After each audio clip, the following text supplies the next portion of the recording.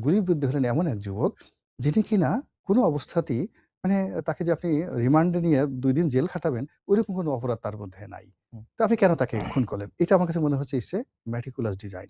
হাদিকে কেন টার্গেট করা হলো? এর কারণ হলো তার বিরুদ্ধে তো দুর্নীতির কোনো অভিযোগ আসেনি। না। সে ২ নম্বর হলো সে দরিদ্র একটা পরিবার থেকে আসছে। তার পরিবারের গ্রামের বাড়িঘর দেখে, পরিবারের লোকজন দেখে মানে আপনার কাছে মনেই হবে না যে কেন আপনি তাকে মারবেন? তো আমার মূল ব্যাপার হলো যে যখন এত দুর্বৃত্ত আমাদের এই সমাজে, এত দুর্বৃত্তায়ন, সেই দুর্বৃত্তায়নের মধ্যে খুঁজে একজন হাদিকে খুন করা হলো যার বিরুদ্ধে দুর্নীতির অভিযোগ নেই। আমাদের এই সমাজের এখন তো হুম। আমরা অনেক কিছু মেনে নিচ্ছি। কিন্তু তার সঙ্গে প্রত্যেকটা মানুষ আমাদের টার্গেট হলো যে, একটা ভালো লোক পেতাম যার কিনা দুর্নীতি নেই।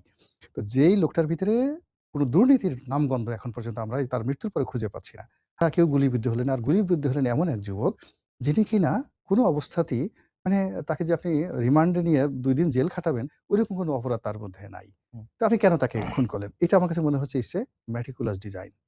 যারা এই কাজটি করেছে, তারা খুব জেনে শুনে বুদ্ধি করে এই কাজটি করেছে যে এইরকম একজন মানুষকে যদি এভাবে খুন করা হয়, তাহলে যে মানুষের হৃদয়ের মধ্যে স্পন্দন শুরু হবে।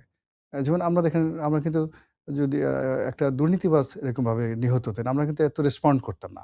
হুম। যেমন হাদিকে নিয়ে আমরা রেসপন্ড করছি, সে কোরআনের কথা শুনছি, সে বিদ্রোহী কবিতা বলছে, সে তার নিজের মৃত্যুর কথা বলছে, তার নিজের ছেলেকে রক্ষা করার কথা বলছে। সে বলছে, "আমি বাঁচতে পারব না, আমরা সফল হব না।" এই কথাগুলো তার মৃত্যুর পরে একেকটা বিরাট জগদ্দল পাথর হয়ে আমরা যারা সমাজে আছি, আমাদের সামনে একটা নতুন অধ্যায় তৈরি করে ফেলছে। এবং এই যে অধ্যায় তৈরি করার ফলে মানুষের মন এবং মননে যে একটা প্রতিক্রিয়া তৈরি হবে, এটা তারা জানতো, জানার ফলেই তারা meticulously এই ডিজাইন